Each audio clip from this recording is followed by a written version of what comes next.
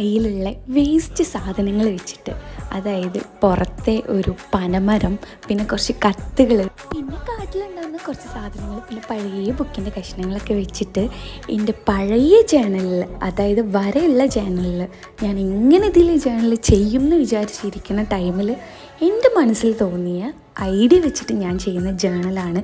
എൻ്റെ കയ്യിലുള്ള സാധനങ്ങൾ വെച്ചിട്ട് ഞാൻ ചെയ്യുന്ന ജേണലാണ്.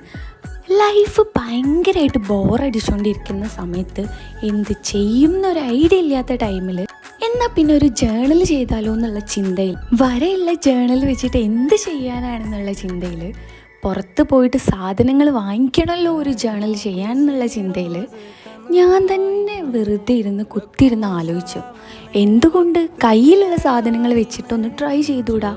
അങ്ങനെ ഞാൻ ഒന്ന് കാര്യമായിട്ട് തപ്പിപ്പിടിച്ച് ചെയ്ത ജേണലാണിത്. അപ്പോൾ ഇഷ്ടപ്പെട്ടാൽ ലൈക്ക് ചെയ്യുക.